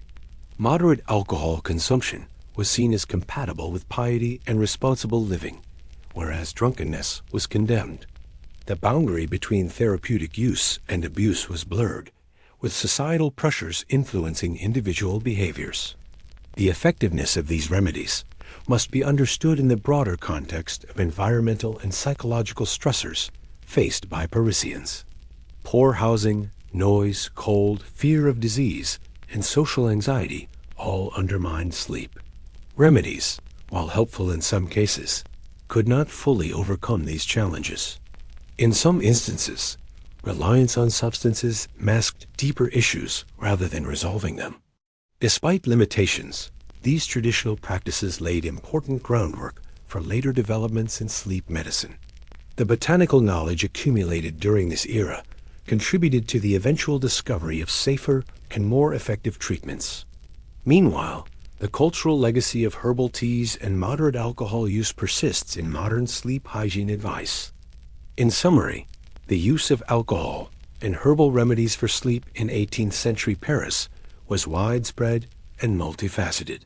These substances provided relief for many, though with mixed effectiveness and sometimes dangerous consequences. They reflect the resourcefulness and struggles of a population seeking rest amid challenging conditions, highlighting the interplay between culture, health, and environment in shaping human sleep behavior. In 18th century Paris, the rhythms of daily life were far from uniform or predictable. Unlike modern societies where most workdays follow standardized hours, the city's diverse economy operated on schedules that often stretched late into the night or began at the crack of dawn. These irregular work patterns were shaped by the demands of trade, artisanal crafts, public services, and commerce, each sector contributing to a bustling urban environment that rarely fully rested. The influence of these labor schedules and the growing nighttime economy played a significant role in disrupting the sleep cycles of Parisians, further complicating their ability to find consistent, restful slumber. A defining feature of pre-industrial Parisian life was the prominence of trades and industries that required continuous or early activity. Many markets and shops opened very early to serve a population that depended on fresh goods, crafts, and services delivered promptly. Bakers, for example, were known to begin their work in the early hours of the morning, sometimes as early as midnight or 1 a.m. mott, or prepare bread for the day's customers. The necessity of fresh bread each morning created an essential nocturnal work shift that affected not only bakers, but also their families and neighbors. Similarly, butchers, fishmongers, and greengrocers began their work before dawn to prepare and display their wares at markets. The bustling Les Halles market, the main food marketplace in Paris, was famously active throughout the night and early morning, filling the air with noise, odors, and movement. The sound of carts, horses, shouting vendors, and the clatter of goods loading and unloading created a lively, often noisy environment that intruded upon the sleep of those living nearby. The importance of early morning commerce extended beyond food. Printers, bookbinders, and other artisans who supplied daily newspapers or pamphlets often started work at night to meet tight publishing deadlines. The rise of print culture and the spread of Enlightenment ideas fueled a demand for timely news and literature, encouraging some presses to operate on nighttime schedules. In addition to early risers, a variety of trades operated well into the evening and night. Innkeepers, tavern owners, and their staff managed establishments that catered to travelers, workers, and social gatherings long after sunset. These venues were centers of social life, but their extended hours meant that noise, lighting, and crowds disturbed residents in the surrounding neighborhoods. Certain specialized crafts required working by night to meet deadlines or to utilize cooler temperatures. Textile workers, for example, might work late into the night during busy seasons. Locksmiths, watchmakers, and jewelers sometimes operated on flexible schedules that included nighttime hours, depending on demand. Public services also contributed to the nocturnal activity. Street cleaners, lamplighters, and night watchmen performed essential tasks under the cover of darkness. Lamplighters, responsible for igniting and maintaining the city's oil lamps, moved through the streets at dusk and dawn, their footsteps and calls adding to the nighttime soundscape. Night watchmen patrolled for fires, crime, or disturbances, often carrying bells or rattles that could be heard by residents, interrupting sleep. The transport sector was another key component of the nighttime economy. Horse-drawn carts and carriages moved goods and passengers throughout the city, sometimes at all hours. The noise of wheels over cobblestones, hooves on the streets, and the shouts of drivers created a steady backdrop of urban sounds. These diverse nighttime activities reflected the economic vitality and complexity of Paris. The city's growth during the 18th century, fueled by expanding populations and trade networks, necessitated flexible labor patterns that challenged conventional notions of a day's work. For many Parisians, the result was a fragmented sleep schedule, shaped by the demands of work and the noise of the city. Families connected to trades with early or late hours often adjusted their routines accordingly. Bakers' families might sleep in shifts to accommodate the nocturnal baking schedule. Laborers and artisans who worked night shifts had to sleep during daylight hours, contending with the challenges of light, noise, and household activity. This variability in sleep timing disrupted the body's natural circadian rhythms, which are ideally synchronized to the cycle of daylight and darkness. Irregular sleep patterns can impair cognitive function, mood, and physical health, effects that would have compounded the other hardships faced by Parisians. Noise pollution was a major factor in disturbing sleep for those not directly involved in night work. The sounds of carts, street vendors, shouting, and socializing carried through the narrow, densely packed streets, often amplified by stone walls and cobblestone surfaces. This constant auditory stimulation made it difficult for residents to achieve deep, uninterrupted rest. Compounding these challenges were the physical conditions of housing, which often lacked adequate insulation for noise and temperature extremes. Poorly sealed windows, thin walls, and shared living spaces meant that the activities of one household or the street outside directly impacted neighbors' sleep quality. The economic imperative to to work long and irregular hours was not evenly distributed across society. Wealthier Parisians, including the nobility and bourgeoisie, generally enjoyed more stable schedules and better sleeping conditions, often retreating to quieter suburbs or estates away from urban bustle. However, even these groups could be affected by social obligations, political events, or cultural activities extending into the night. For the working classes and artisans, irregular work hours were a necessity tied to survival and economic advancement. The pressure to earn a living often outweighed concerns about rest, leading many to sacrifice sleep or adopt segmented sleep patterns to cope. Women faced additional challenges related to work schedules and nighttime activity.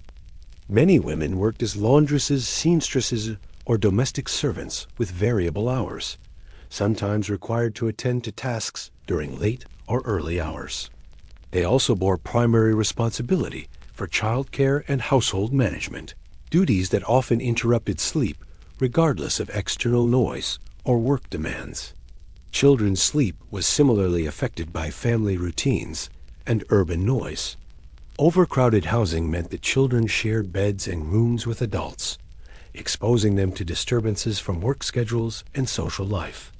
The health consequences of poor sleep for children contributed to high infant and child mortality rates. The expanding nighttime economy also included informal or illicit activities such as gambling, prostitution, and unregulated taverns, which added to the noise and unpredictability of urban nights.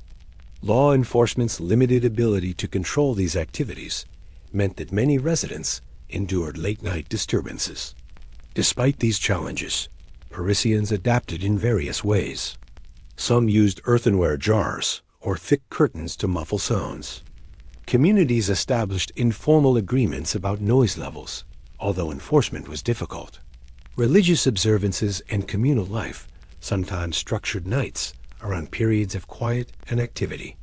The influence of work schedules and the nighttime economy on sleep underscores the interplay between economic necessity, urban development, and human biology. The relentless pace of Parisian life in the 18th century shaped not only the city's economy, but also the health and well-being of its inhabitants. In summary, the complex work schedules and vibrant nighttime economy of 18th century Paris profoundly disrupted normal sleep cycles. Early morning labor, late-night commerce, public services, and social activities created an environment where rest was fragmented and often elusive. These conditions contributed to widespread sleep deprivation and shaped the lived experience of urban life in this historic era. The 18th century was a tumultuous era for Paris, marked not only by social and economic transformation, but also by political upheaval and military presence that pervaded the urban environment. These realities profoundly influenced the nighttime atmosphere of the city, making restful sleep an even more elusive luxury for its inhabitants.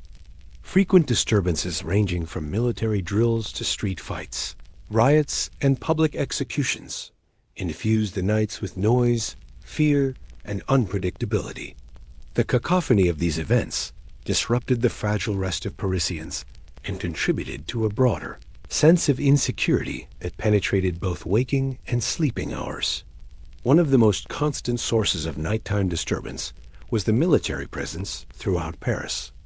The city was home to garrisons of soldiers tasked with maintaining order, guarding important locations, and preparing for various campaigns as France engaged in conflicts both domestic and abroad. These troops conducted regular drills and exercises, sometimes in the dead of night or early morning hours. The pounding of marching boots, the clatter of weapons, the rhythmic calls of commands, and the occasional cannon fire echoed through the narrow streets and open squares. Military drills were loud, regimented, and often unavoidable. The relentless cadence of soldiers practicing maneuvers disrupted the quiet that city dwellers sought at night. The sound of drums and bugles, essential to coordinating troop movements, added to the auditory assault. For residents living near barracks, parade grounds, or along common routes, these rehearsals could start before dawn or continued late into the evening, piercing the thin walls of Parisian homes. Beyond the routine noise of military drills, Paris experienced frequent outbreaks of street violence. The 18th century was rife with political tension fueled by inequality, economic hardship, and the growing influence of Enlightenment ideas that questioned traditional authority. These tensions frequently exploded into open conflict on the streets. Riots were a common feature of Parisian life, often sparked by food shortages, unpopular taxes, or perceived injustices. Crowds would gather, sometimes chanting and protesting peacefully, but these events could quickly escalate into violent confrontations with soldiers or police forces. The clash of metal weapons, the cries of protesters and guards, and the trampling of feet created chaotic and loud scenes that spilled into the night. Street fights among rival groups or factions were also common. Parisians, divided along lines of class, politics, or local loyalties, occasionally resorted to physical altercations that drew neighbors and passers-by into violent spectacles. These brawls often erupted in taverns, marketplaces, or narrow alleys, their sounds traveling far in the close quarters of the city. The political instability of the era, culminating in the French Revolution at the century's close, added further layers of unrest and noise. Public executions, a grim but common spectacle, were events of both terror and public theater. The cries of the condemned, the cheers or lamentations of crowds, and the noise of the executioner's axe or guillotine blades contributed to the city's disturbing nocturnal soundscape. Executions, often held in the Place de Grève or other public squares, drew large gatherings that could extend late into the evening. These events were not only violent, but psychologically taxing for witnesses and residents alike. The collective trauma and fear generated by such spectacles haunted the neighborhood long after the crowds dispersed, impacting residents' ability to find peace and rest. Adding to the auditory disturbances were the regular patrols of city guards and the night watch. These forces sought to maintain order, but sometimes used loud calls, rattles, or bells to signal their presence or alert others to danger. Their footsteps, voices, and interactions with citizens added to the nighttime din. The frequent disturbances from military drills, street fights, and political unrest contributed to a pervasive sense of insecurity and hypervigilance among Parisians. The fear of sudden violence or upheaval kept many residents alert even during hours meant for sleep. This heightened state of awareness interfered with the relaxation necessary for deep, restorative rest. For vulnerable populations, children, the elderly, and the sick, the stress of ongoing disturbances could exacerbate health problems. Anxiety, nightmares, and insomnia were common responses to living amid such volatility. The psychological toll of constant noise and threat eroded overall well-being. Neighborhoods varied in their exposure to these disturbances. Areas near military installations, government buildings, or major squares experienced more frequent noise and violence. Conversely, wealthier districts or more secluded suburbs enjoyed relative calm, though political turmoil could affect all parts of the city. The architectural and urban layout of Paris influenced how these sounds traveled and impacted residents. Narrow streets with tall buildings created echo chambers that amplified noise. Stone facades reflected sound waves, while open courtyards and plazas served as focal points for gatherings and confrontations. Despite the disruptions, Parisians developed coping strategies to mitigate the effects of nighttime disturbances. Thick curtains, shutters, and heavy doors helped block out some noise and cold drafts. Community networks provided support during times of unrest, sharing information and shelter. Religious and cultural practices also offered solace. Evening prayers, candlelit vigils, and rituals helped individuals and families find moments of peace amid chaos. Churches sometimes served as sanctuaries from violence and noise. The impact of military and civil disturbances on sleep in 18th century Paris illustrates the deep connections between social political conditions and personal health. The city's residents navigated a complex landscape where public events and private rest collided, shaping experiences of both day and night. In summary, the noise from military drills, street fights, and political unrest made sleep precarious for many Parisians. The sounds of marching soldiers, violent clashes, and public executions disrupted the fragile quiet of night, contributing to widespread sleep deprivation and anxiety.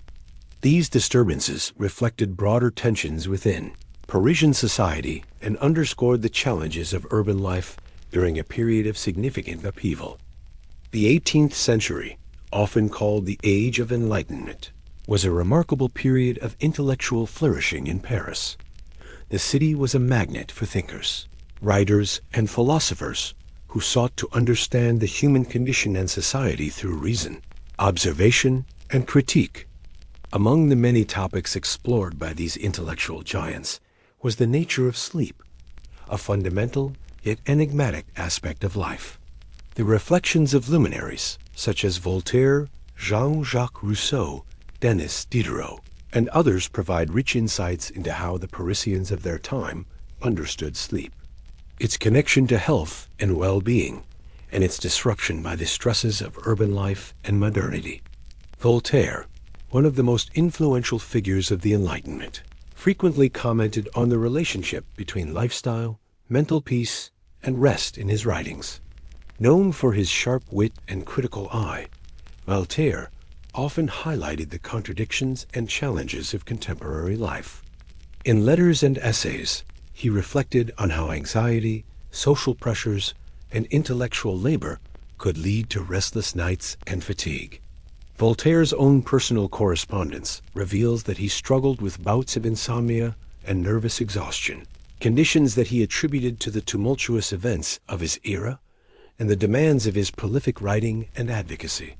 He recognized that mental agitation, worries about politics, and philosophical contemplation often prevented peaceful sleep. His famous remark that the best cure for insomnia is to keep busy underscores the tension he saw between mental occupation and the need for rest. Rousseau, another towering figure of the 18th century, offered a contrasting perspective rooted in his ideas about natural living and the corrupting influence of society. In works like Confessions and Emile, Rousseau emphasized the importance of aligning human habits with nature, including sleep patterns. He lamented how urban life marked by noise, artificial lighting, and social obligations disturbed natural rhythms and led to poor rest. Rousseau advocated for simplicity, fresh air, and a return to more natural conditions as essential for health, including quality sleep.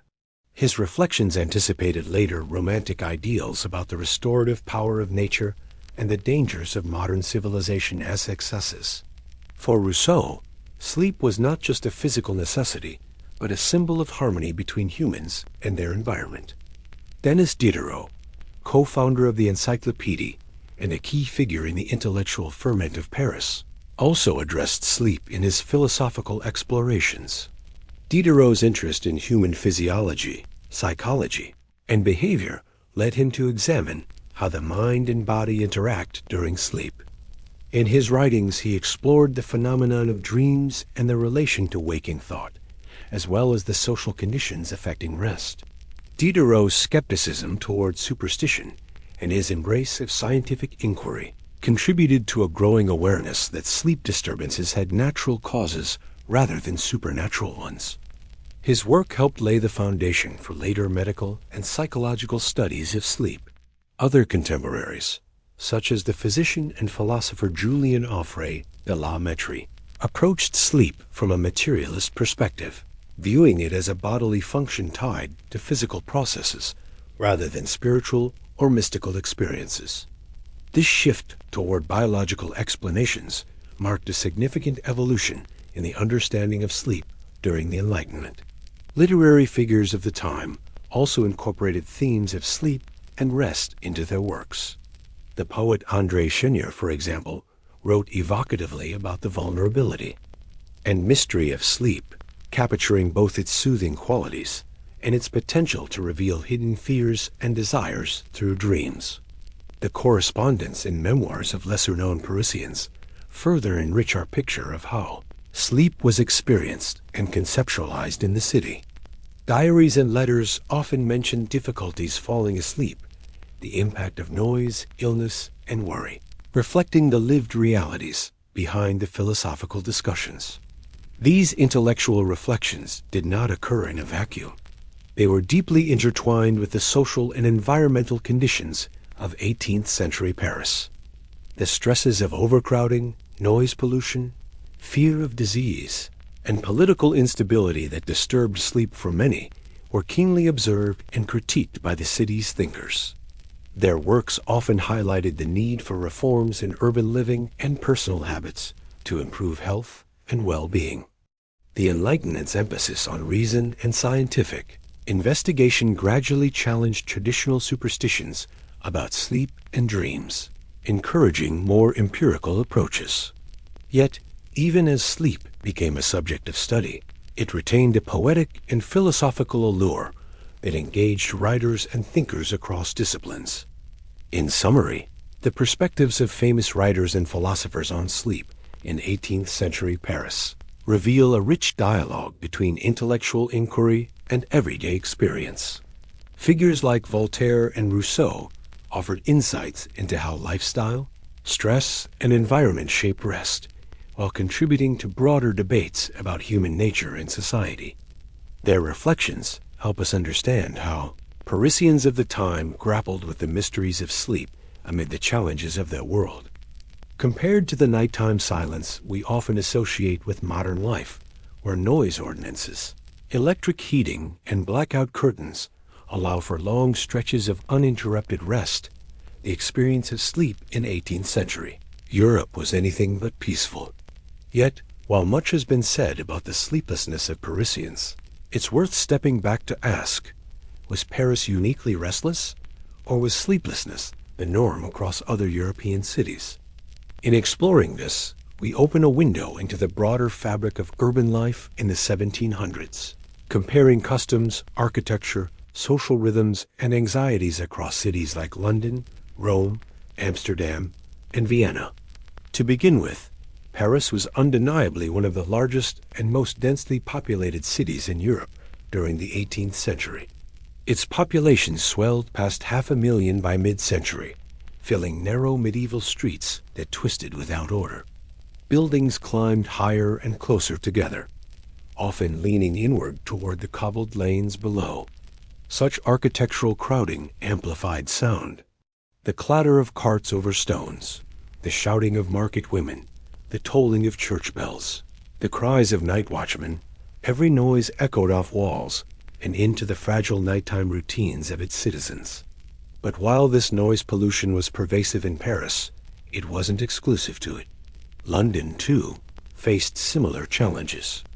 The city's rapid expansion after the Great Fire of 1666 had led to a chaotic and uneven rebuilding. While some areas featured newer, more organized construction, many older neighborhoods remained cramped and noisy. The Thames River, vital for trade and travel, echoed with the sounds of ferrymen and dockworkers late into the evening. Street lighting was rudimentary at best, and the growing presence of footpads and petty criminals kept people uneasy. Still, the British tendency to retire earlier in the evening, owing perhaps to their Protestant values emphasizing moderation and self-discipline, meant that for many, sleep was still a priority. Yet like Parisians, Londoners also practiced segmented sleep, waking between the first and second sleep to read, pray, or attend to household tasks. In contrast, cities like Amsterdam had a somewhat different reputation. Dutch culture in the 18th century emphasized cleanliness, order, and domestic peace. Homes were built with larger windows and better ventilation, and family life was more centered around the hearth. This led to marginally better sleep conditions in many Dutch households, though not without their own challenges. The city was laced with canals, and the sound of water traffic at all hours along with the buzzing activity of taverns and markets, meant that rest was often disrupted in more urbanized zones. Yet compared to Paris or London, the scale and intensity of nightly interruptions in Amsterdam were often less pronounced, thanks in part to smaller population density and stricter municipal ordinances. Heading south to Italy, Rome offered another kind of nocturnal environment. The Eternal City was a place of contrasts. Majestic architecture, ancient ruins, and sprawling piazzas stood alongside the densely packed homes of the urban poor. Public fountains gurgled at every corner, a constant watery presence in the Roman night. Yet for many, sleep was shaped not only by physical noise, but by cultural rhythm. Southern European cities observed different daily patterns, with midday siestas and late-night meals forming part of the daily norm. Romans, like Neapolitans or Florentines, often stayed active well past sundown. Candlelit conversations, wine-fueled singing, and midnight street musicians lent an atmosphere of gentle chaos. This wasn't necessarily disruptive to sleep, rather. It reflected a different approach to rest. In warmer climates, where the heat of day made afternoon productivity difficult, sleeping habits adapted to stretch across odd hours. But these rhythms weren't always conducive to deep, continuous sleep. Vienna, the heart of the Habsburg Empire, brought yet another variation to the European sleep story. As a center of music, philosophy, and imperial ceremony, Vienna bustled with courtly life and intellectual fervor. But its urban core was heavily regulated. Strict policing, curfews in certain quarters, and an orderly city plan helped limit nighttime disturbances, at least for the wealthier classes. For those who lived in the outer districts or worked in the service of nobility, nights were still filled with duties, from stoking fires to preparing pre-dawn meals. Sleep was fragmented, driven more by one's role in society and by personal comfort. What sleep they had often came in short shifts, tucked between responsibilities. In all these cities, whether Paris, London, Amsterdam, Rome, or Vienna, one commonality emerges. Sleep was rarely private, quiet, or entirely safe. Urban dwellers shared rooms, beds, and even blankets. Curtains might separate families from lodgers, but rarely did they offer true seclusion. Children cried, neighbors argued, footsteps echoed from above. Rats scurried in the rafters. The smells of dinner, waste, or damp stone filled the air. People slept in layers of clothing to stay warm or lay uncovered during mosquito-thick summers. In many cases, the very concept of a quiet night was a luxury known only to the wealthy or rural elite. Yet Paris still stood apart in some subtle but important ways. For one, it was a city particularly alive at night. Long after the bells of Notre Dame had rung out, Parisians from all walks of life moved through shadowy alleys, seeking pleasure, mischief, or profit. Cabarets, gambling dens, and brothels flourished. Wine was cheap and plentiful, and intoxication often softened the edges of exhaustion until morning came again. The night economy was vivid in Paris, more so than in most other European cities. Lamplighters moved street to street at dusk, but their work was limited and patchy. Shadows reigned, broken only by flickers of candles behind shuttered windows or the glow of oil lamps in taverns. There was also the matter of policing or lack thereof.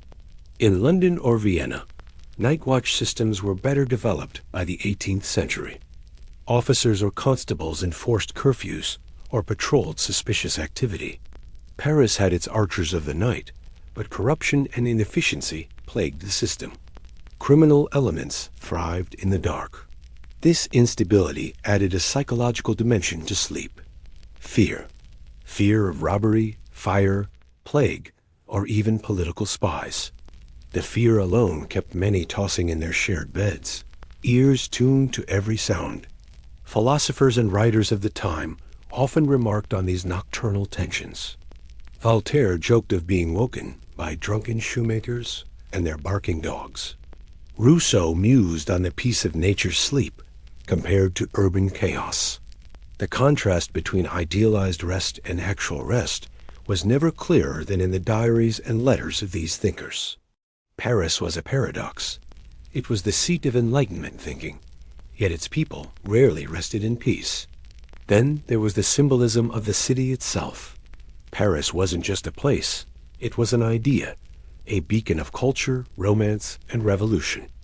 And revolutions, even the quiet ones, don't let people sleep easily. Tensions bubbled in cafes and salons long after midnight. Pamphlets were printed in secret. Debates flared in cramped quarters.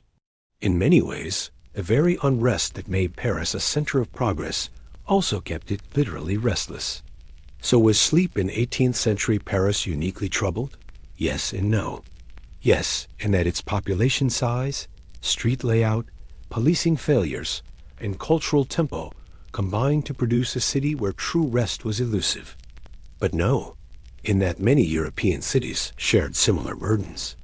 The story of urban sleeplessness was part of a larger pattern, a byproduct of pre-industrial life, where darkness wasn't restful, but fraught with challenge, discomfort, and unpredictability. What sets Paris apart most is how well its sleeplessness was documented and philosophized. While Viennese peasants or Roman tailors may have grumbled about their insomnia, Parisians wrote about it. They painted it into plays, whispered it into poems, and debated it in journals. They made sleeplessness not just a condition, but a conversation. And in doing so, they left us with one of the most vivid portraits of a city that, for all its light and brilliance, struggled each night to fall asleep. The echoes of a sleepless Paris in the 18th century feel closer than one might expect.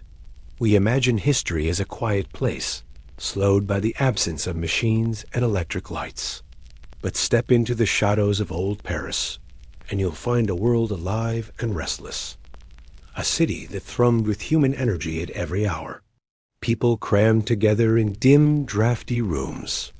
The stench of waste hanging in narrow alleyways. Bells tolling at odd intervals. Vendors shouting beneath flickering lanterns. Sleep, for so many Parisians, was not a guaranteed nightly retreat. It was a fragile, unpredictable hope. And strangely, even with all our advances, much of what kept them awake still haunts us today. As we look back on this period, it becomes clear that the problems of the past are not so different from the ones that plague us now. The circumstances have changed. The sounds have shifted from wooden cartwheels and hawkers to sirens and car horns, but the underlying reasons for sleeplessness remain uncomfortably familiar. Take noise, for instance. In 18th century Paris, it was markets, carriages, fights, churches, and people who never quite slept. Today it's traffic, construction, nightlife, and technology. Then it was thin walls between shared apartments. Now it's urban high-rises and paperboard partitions. Then candlelight cast ominous shadows. Now blue light floods our bedrooms. Both generations, centuries apart, lie in bed and wonder when quiet will come. What this tells us is that sleep is not merely a biological function. It's an experience deeply tied to society, culture, and environment. Paris in the 1700s reminds us that the act of sleeping is shaped not just by what's inside our bodies, but by what surrounds us. Crowded housing in Paris meant more than just noise. It meant shared beds, lack of privacy, body heat, coughing, and whispered conversations in the dark. Today, our cities are larger, and our spaces often better insulated, but loneliness, stress, and the pressure to stay constantly connected create new forms of tension. We may have more space, but peace of mind remains elusive. There's also the question of health. In pre-revolutionary Paris, poor sanitation led to outbreaks of cholera, tuberculosis, and countless other illnesses. The night was not a time of rest for many. It was when fevers rose, when pain became more acute, when a loved one might take their final breath. Disease meant anxiety, and anxiety meant wakefulness. Now, our diseases are different, but the fear is still there. Chronic conditions, mental health struggles, and a lingering anxiety about the future keep many of us awake well into the night. The comparison grows even more interesting when we look at social expectations. In 18th century Paris, segmented sleep was common. People slept in two distinct shifts, with a waking period in between where they prayed, read, talked, even visited neighbors. Today, this seems foreign to us. We chase the mythical 8-hour block of uninterrupted rest, often blaming ourselves when it doesn't come. But perhaps what history shows us is that sleep has never been a one-size-fits-all solution. Human sleep has always been adaptive, bending to the demands of work, climate, community, and personal ritual. Sleep aids are another bridge connecting our world to theirs. The Parisians of the 1700s turned to wine, herbal remedies, and sometimes dangerously unregulated substances to help them drift off. We do the same, though. Our tools now include melatonin, over-the-counter drugs, white noise machines, and mobile apps. The desperation is similar, a shared desire to turn off the noise inside and out. Whether the method is a mug of warm valerian tea or a prescription pill, the yearning is the same. People want rest. They always have. Even the threat of the outside world hasn't changed much. In Paris, it was political unrest, soldiers marching by torchlight, and the sound of fists slamming on shutters. In our time, it's the 24-hour news cycle, unexpected alerts, and the weight of geopolitical anxiety. Our fears are often invisible, but no less powerful. We lie in bed and worry about inflation, climate change, wars, or the future of our children. So did they. They feared death from disease, starvation, or social collapse. Sleep has always been vulnerable to fear. Writers and philosophers of the time offer another layer of insight. Thinkers like Voltaire and Rousseau, though privileged with slightly more comfortable lives, still commented on restlessness, the burdens of thought, and the difficulties of a fast-changing world. They too struggled to find quiet minds. Today's creatives, our poets, musicians, and screenwriters, echo the same. The artist's curse of sleeplessness seems eternal, woven into the very act of trying to understand a chaotic world. Yet, perhaps what 18th century Paris offers us most of all is perspective. When we feel overwhelmed by our own insomnia or the stress of sleepless nights, history reminds us that this isn't new. Sleep has always been hard to come by in cities. Rest has always been disrupted by the noise of human life. And more importantly, there have always been people trying to make sense of it. This historical lens gives us compassion for ourselves and for others. The mother up all night with a feverish child in 1760 was no different in essence from a parent today pacing with worry over a sick kid. The exhausted man rising before dawn to light the bakery's oven is not unlike the night shift worker finishing a double.